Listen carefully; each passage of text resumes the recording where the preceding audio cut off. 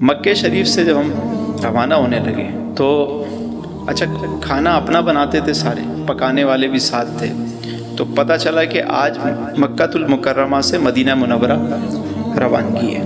تو ہم نے مغرب کی نماز پڑھ کے روزہ افطار کیا حرم میں کھجور اور پانی سے، اور واپس آ کے بس میں بیٹھ گئے۔ میر کارواں نے کہا کہ افطار کر کے ہم فوراً نکلیں گے، راستے میں کہیں نماز پڑھیں گے، تراویح پڑھیں گے، اور اس کے بعد ہم وہاں اپنا کھانا کھائیں گے۔ کھانا پکا کے ہم نے بس میں رکھ دیا ہے۔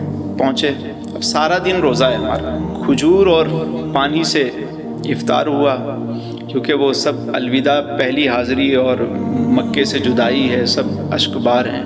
گاڑی میں بیٹھ گئے، گاڑی چلی، راستے میں گاڑی رکی، عشاء کی نماز، تراویح، سب چیزوں سے جب فارغ ہوئے تو کھانا لگایا گیا۔ اب چونکہ کھانا ذرا جلدی میں بنایا گیا تھا تو وہ ذرا چاول تھے، وہ بھی ذرا ذوق میں آئے ہوئے تھے۔ انہوں نے بھی کہا کہ یہ، تو جس نے بھی ایک لقمہ لیا وہ اس نے رکھ دیا، کیونکہ وہ اس طریقے سے نہیں پکے تھے۔ اب سوچیں کہ سارے دن کا روزہ ہے، کھجور اور پانی سے افطار ہے، اور دوبارہ سفر میں لوگ بیٹھ گئے، تو گاڑی میں پھر بیٹھ گئے کہ چلو مدینہ شریف جا کے سحری کر لیں گے۔ اب گاڑی چلتے چلتے سوئے مدینہ پہنچ گئی۔ اب ایک ہوٹل ہمارا کافی دور تھا حرم سے، تو ایک سڑک پہ اس گاڑی والے نے اتارا، سارے سامان لے کر بیٹھ گئے، اور مدینے کی گلیاں ہیں، صبح کا وقت ہے، سب بیٹھے ہوئے لائن سے۔ ہم لوگ 50 لوگ تھے۔ کتنے؟ 50۔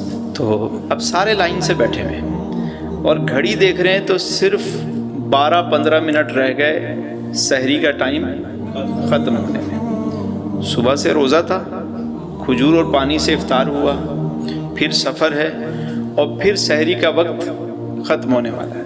اچھا بول کوئی نہیں رہا کہ اب مدینہ شریف میں پہلی دفعہ آئے ہیں اور کھانے پینے کی بات کریں تو ذرا عجیب سا لگتا ہے، لیکن کہیں نہ کہیں اندر ذہن میں آ رہا تھا کہ بھئی سحری کا ٹائم ختم ہو رہا ہے۔ اور 2 افراد جو ہمارے تھے وہ ہوٹل دیکھنے گئے ہوئے تھے۔ اب ہم سارے لائن سے بیٹھے ہوئے، ٹائم آہستہ آہستہ جا رہا ہے، اندر سے کہیں نہ کہیں ایک وہ ہو رہی ہے کہ یار آج بھی بغیر سحری کے روزہ ہوگا، اور صبح سے کچھ نہیں کھایا ہوا، کہیں نہ کہیں خیال انسان ہے آ رہا ہوتا ہے۔ اتنے میں ایک گاڑی آ کے ہمارے آگے رکی۔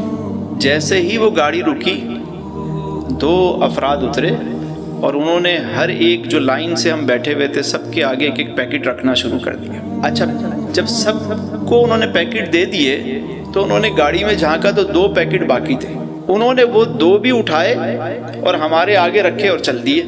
جیسے ہی وہ گاڑی گئی اتنے میں وہ ہمارے 2 افراد آئے، ہم نے ان کو بھی پیکٹ پکڑائے، انہوں نے کہا چلو بھائی چلو ہوٹل مل گیا، جلدی سے چلو بھائی ادھر۔ ہوٹل میں گئے، صحن میں ہی فوراً بیٹھے، چاول اور فروٹ اور جوسز اور پتہ نہیں انواع و اقسام کی اور کئی چیزیں اس کے اندر تھیں، یعنی ایک پیکٹ 10 افراد کے لیے کافی تھا، اور جو 2 افراد پیچھے تھے ان کے لیے بھی پیکٹ وہاں موجود تھے۔ تو میر کارواں نے کہا میرے سرکار کو علم تھا کہ میرے غلام بھوکے آ رہے ہیں، اور ابھی تو ہم مدینے میں داخل ہوئے ہیں کہ حضور کی مہمان نوازی شروع ہو گئی ہے۔